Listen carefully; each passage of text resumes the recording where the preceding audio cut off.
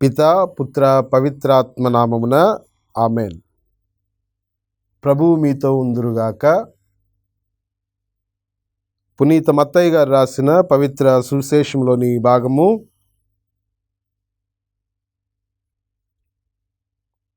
పునీత మత్తయి గారు రాసిన శుభవార్త 12వ అధ్యాయము 46వ వచనం నుండి 50వ వచనం వరకు.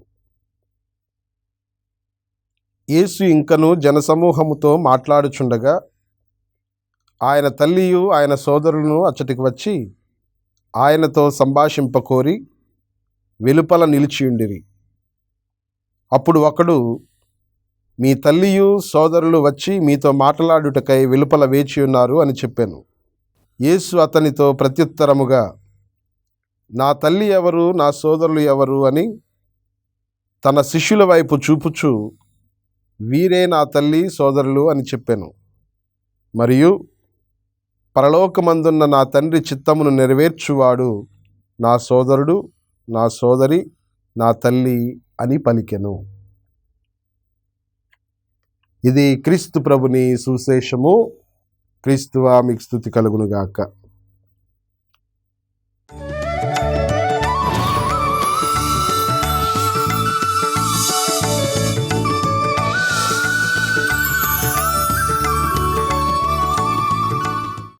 దివ్యవాణి టీవీ వీక్షకులందరికీ ప్రభు యేసు నామములో శుభాభివందనములు. క్రీస్తునాథుని యందు ప్రియ సహోదరి సహోదరులారా, దేవుని యందు ప్రియ విశ్వాసులారా, ఈరోజు మనం విన్నటువంటి పరిశుద్ధ గ్రంథ పఠనము, మరి ముఖ్యంగా సువిశేష గ్రంథ పఠనము క్రీస్తు ప్రభుని యొక్క ఆత్మీయమైనటువంటి బంధుత్వాన్ని గురించి మనకు చాలా స్పష్టంగా తెలియజేస్తూ ఉంది. ఈ యొక్క వాక్యముతో చాలామందికి ఇబ్బందికరముగా ఉండొచ్చు, కానీ క్రీస్తు ప్రభు చెప్తూ ఉన్నటువంటి మాటలను మనము సరిగా అర్థం చేసుకుంటే ఎంతో ఆనందానికి సంతోషానికి గురయ్యేటువంటి మాటలను ప్రభు ఈరోజు సువిశేషంలో మనకు తెలియజేస్తూ ఉన్నారు. పరలోకమందున్న నా తండ్రి చిత్తమును నెరవేర్చువాడు నా సోదరుడు, నా సోదరి, నా తల్లి, అంటే నా కుటుంబము అని. ప్రియ సహోదరి సహోదరులారా, దేవుడు తన తల్లిని ఇక్కడ తక్కువ చేసి మాట్లాడలేదు అనేటువంటి విషయాన్ని ప్రతి ఒక్కరూ కూడా మొదటి నుండే వారి యొక్క మనస్సులలో పదిలపరచుకోవాల్సినటువంటి విషయం. మరియ తల్లిని ఆయన ఈ మాటలు చెప్పడం ద్వారా మరింతగా ఆమె యొక్క స్థితిని హెచ్చించారు అని చెప్పటంలో ఎటువంటి సందేహం కూడా లేదు. కాబట్టి దేవుని యొక్క మాటలను బట్టి, ప్రభు యొక్క మాటలను బట్టి ప్రతి ఒక్కరము కూడా ఆయన కుటుంబంలో, ఆయన ఆత్మీయమైనటువంటి బంధువర్గంలో చేరడానికి ప్రతి ఒక్కరము కూడా శాయశక్తుల ప్రయత్నం చేయాలి అని ఈరోజు వాక్యం మనకు తెలియజేస్తుంది. ఎవరు ప్రభుని యొక్క బంధువులు అవుతారు, ఎవరు ప్రభుని యొక్క బంధువర్గంలో చేరగలుగుతారు అంటే, మొట్టమొదటిగా ప్రభువు చెప్పినటువంటి మాటలు దేవుని యొక్క చిత్తాన్ని చేయువారే యేసు ప్రభు యొక్క కుటుంబము. ఆయన కుటుంబంలో చేరడానికి మనకుండవలసినటువంటి అర్హత, క్వాలిఫికేషన్ అంటారు కదా, మనకుండవలసినటువంటి క్వాలిఫికేషన్ లేదంటే అర్హత జాతో, కులమో, మతమో, ఆస్తిపాస్తులో, సంపాదనలో కాదు. మనకుండవలసినటువంటి అర్హత ప్రియ సహోదరి సహోదరులారా, దేవుని యొక్క చిత్తము ప్రకారము జీవించటం. ఇదొక్కటే ప్రభుని యొక్క కుటుంబ సభ్యులుగా మనల్ని చేస్తుంది. ఇదొక్కటే మనలను ప్రభుని యొక్క ఆత్మీయమైనటువంటి బంధువుగా దగ్గర చేరుస్తుంది అన్నటువంటి విషయాన్ని ప్రభు ఈరోజు మనకు తెలియజేస్తూ ఉన్నారు. మత్తయి సువార్తలోనే 7వ అధ్యాయము 21వ వచనంలో ప్రభువు చాలా స్పష్టంగా చెప్తారు. ఏమని?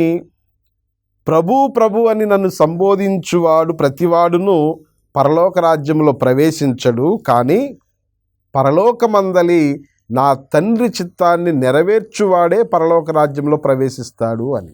కాబట్టి ప్రభుని యొక్క బంధువుగా, ఆత్మీయుడుగా నువ్వు చేరాలి, అవ్వాలి అంటే నువ్వు చేయాల్సిన మొట్టమొదటి పని ఆయన తండ్రి యొక్క చిత్తాన్ని నువ్వు నేను తూచా తప్పకుండా పాటించాలి. ఇక రెండవదిగా ప్రియ సహోదరులారా, మరియ తల్లిని గురించి మనం ధ్యానం చేస్తే, మరియ తల్లి దేవుని యొక్క చిత్తానికి విధేయించింది. మరియ తల్లి యొక్క గొప్పతనము, లేదంటే దేవుడు మరియ తల్లిని వెచ్చించింది ఆమె క్రీస్తు ప్రభునకు జన్మనివ్వడం ద్వారా కాదు, కానీ అంతకు ముందే దేవుడు ఆమెను హెచ్చించి క్రీస్తు ప్రభువుకి తల్లిగా ఉండడానికి దేవుడు ఎన్నుకున్నాడు. అది ఆమె యొక్క గొప్పతనం. అందుకే మనం వాక్యంలో చదువుకుంటూ ఉంటాం. లూకాసు వార్త 1వ అధ్యాయము 38వ వచనంలో దైవదూత సందేశాన్ని స్వీకరించినటువంటి తరువాత మరియ తల్లి చెప్తూ ఉన్నటువంటి మాటలు, ఇదిగో నేను ప్రభువు దాసురాలను, నీ మాట చొప్పున నాకు జరుగునుగాక. నేను ప్రభు యొక్క దాసురాలను, నీ మాట నా మాట, నీ చిత్తమే నా చిత్తము అని ఆమె మాట్లాడగలిగింది, మాట ఇవ్వగలిగింది. అందుకు దేవుడు ఆమెను మహోన్నతముగా వెచ్చించాడు. దేవుని యొక్క చిత్తము తన యొక్క చిత్తముగా జీవితకాలమంతా కూడా జీవించింది కాబట్టి, ముందు నుంచి ఆమె జీవిస్తూ ఉంది కాబట్టి దేవుడు ఆమెను వెచ్చించాడు. ఆమె దేవుని యొక్క చిత్తము ప్రకారం జీవించింది. రెండవదిగా లూకాసు వార్తలను 1వ అధ్యాయము 45వ వచనంలో ఎలిజబెత్ అమ్మ మరియ తల్లిని చూసి మాట్లాడినటువంటి మాటలేంటి? ప్రభువు పలికినటువంటి పలుకులు నెరవేరుతాయని విశ్వసించినటువంటి నీవు ఎంత ధన్యురాలవు. ప్రియ సహోదరి సహోదరులారా, మరియ తల్లి నిరంతరము దేవుని యొక్క శిష్యురాలిగా, దేవుని యొక్క చిత్తాన్ని నెరవేర్చినటువంటి ప్రథమ శిష్యురాలుగానే జీవించింది. కాబట్టి ఆమె మరియ తల్లి దేవుని యొక్క చిత్తానికి విధేయించినటువంటి ప్రభుని యొక్క శిష్యురాలు. ఇక మూడవదిగా ప్రియ సహోదరులారా, పరిశుద్ధ గ్రంథం అంతా మనకు తెలియజేసేది, మనము చాలాసార్లు అపోహపడేటువంటిది వాక్యాన్ని వింటే సరిపోతుంది అనేటువంటి భ్రమలో బ్రతికేటువంటి మనకి ప్రభు ఈ రోజున చెప్తూ ఉన్నారు. ఆదివారమో లేకపోతే ప్రార్థన జరిగినప్పుడు, ఇంకొక సమయంలోనో ప్రార్థన పెట్టినప్పుడు, కోటాలకు వెళ్ళినప్పుడు వెళ్ళి వస్తే సరిపోతుంది, రక్షింపబడతాము, దైవరాజ్యం అనుగ్రహించబడుతుంది అనుకునేటువంటి మనందరికీ ప్రభు నేర్పిస్తూ ఉన్నారు. ఏంటి? వాక్యాన్ని వినడము మాత్రమే సరిపోదు, కానీ దానిని ఆచరించేటువంటి వానికే దైవరాజ్య ఫలాలు లభిస్తాయి అని. ఆచరించటం చాలా ముఖ్యం. ఆచరణీయం అనేటువంటిది చాలా ముఖ్యం. నీ యొక్క క్రైస్తవ జీవితము ఎప్పుడు పరిపూర్ణమవుతుంది? వాక్యం వినడంతో కాదు. నీ యొక్క క్రైస్తవ జీవితము పరిపూర్ణమయ్యేది విన్నటువంటి వాక్యాన్ని జీవించినప్పుడు, నీ జీవితంలో దాని యొక్క ఫలాలు కనిపించినప్పుడు నువ్వు నిజమైనటువంటి పరిపూర్ణమైనటువంటి క్రైస్తవుడివి, క్రీస్తు సాక్షివి అన్నటువంటి విషయాన్ని ప్రపంచం గుర్తిస్తుంది, నీతో ఉన్నటువంటి వారు గుర్తిస్తారు. కాబట్టి యాకోబు గారు తన యొక్క లేఖలో తెలియజేసినట్లుగా, యాకోబు గారు రాసినటువంటి పత్రిక 1వ అధ్యాయం 22వ వచనంలో మనం వింటాం, దేవుని యొక్క వాక్యాన్ని కేవలము వినుటయేనని ఆత్మవంచన చేసుకొనకుడు, కానీ ఏం చేయాలంట? దానిని ఆచరించాలి, పాటించాలి. అది నిజమైనటువంటి దేవుని బిడ్డల యొక్క లక్షణం. దేవుని యొక్క వాక్యాన్ని ఆలకించి దానిని పాటించటం అనేటువంటిది, దేవుని యొక్క చిత్తము ప్రకారం జీవించటం అనేటువంటిది నిజమైనటువంటి దేవుని బిడ్డల యొక్క లక్షణము. దేవుని యొక్క బిడ్డలు వాక్యాన్ని ఆలకించి దానిని పాటించాలి. మరియ తల్లి వలె దేవుని యొక్క సందేశాన్ని ఆలకించింది, హృదయంలో పదిలపరుచుకుంది. అదేవిధంగా దేవుని యొక్క వాక్యము ప్రకారం తన యొక్క జీవితాన్ని జీవించింది. ఈ విధంగా మనము క్రీస్తు ప్రభుని యొక్క ఆత్మీయమైనటువంటి బంధువులం అవుతాం. దైవరాజ్యాన్ని పొందగలిగేటువంటి దేవుని యొక్క బిడ్డలము కాగలుగుతాం. ప్రియ సహోదరి సహోదరులారా, ఈ విధంగా దేవుని యొక్క కుటుంబ సభ్యులకు, దేవుని యొక్క ఆత్మీయమైనటువంటి బంధువులకు, ఆయన వాక్యానుసారం జీవించేటువంటి వారికి లభించేటువంటి ఆశీర్వాదాలను గురించి కూడా వాక్యం మనకు తెలియజేస్తూ ఉంది. ఏంటి ఆశీర్వాదాలంటే, మనం దేవుని యొక్క స్నేహములో ఉంటాం.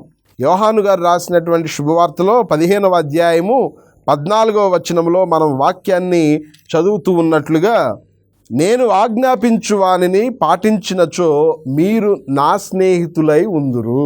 దేవుని యొక్క ఆజ్ఞలను మనం పాటిస్తే ప్రభు యొక్క స్నేహితులం అవుతామంట.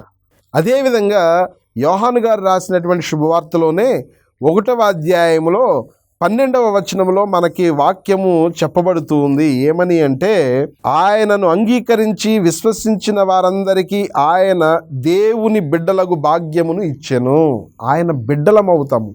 దేవుని యొక్క బిడ్డలం అయ్యేటువంటి గౌరవాన్ని, ఆశీర్వాదాన్ని ప్రభు మనకిస్తారు ఎప్పుడు ఆయన యొక్క వాక్యాన్ని ఆలకించి దాన్ని ఆచరిస్తే. ఇక చివరిగా యోహాను గారు రాసినటువంటి మొదటి లేఖలో 2వ అధ్యాయము 17వ వచనంలో మనం చదువుతూ ఉన్నాము. ప్రియ సహోదరి సహోదరులారా, ఈ ప్రపంచము దాని వ్యామోహమును గతించును, కానీ దేవుని చిత్తమును నెరవేర్చువాడు శాశ్వత జీవి అగును. దేవుని యొక్క వాక్యాన్ని ప్రకారము జీవించినటువంటి వాడు శాశ్వతమైనటువంటి జీవితాన్ని పొందుతాడు, శాశ్వత జీవి అవుతాడు. అంటే పరలోక రాజ్యంలో తాను దేవునితో కలిసి నిత్యకాలము జీవిస్తాడు. కాబట్టి ప్రియ సహోదరి సహోదరులారా, దేవుని యొక్క వాక్యమును అనుసరించి దేవుని యొక్క వాక్యానుసారము జీవించేటువంటి వారు, ఆచరించేటువంటి వారు, పాటించేటువంటి వారు దేవుని యొక్క శిష్యులవుతారు, స్నేహితులవుతారు, ఆయన యొక్క కుటుంబ సభ్యులు అవుతారు, ఆయన బిడ్డలు అవుతారు, ఆయన సొంత వారు అవుతారు. ఆయన సొంత వారికి ఎప్పుడు ఏ లోటు, ఏ ఇబ్బంది, ఏ కష్టము రాదు, వచ్చినా దేవుడు వారికి బయటపడేటువంటి మార్గాన్ని చూపిస్తారు. కాబట్టి ప్రియ సహోదరులారా, నువ్వు విశ్వాసిగా జీవించినంత కాలము ప్రభు యొక్క కుటుంబ సభ్యుడిగా, ఆత్మీయమైనటువంటి బిడ్డగా, ఆయనతో అంటిపెట్టుకునేటువంటి బిడ్డగా జీవించేటువంటి కృప కొరకు నువ్వు ప్రార్థన చేయాలి.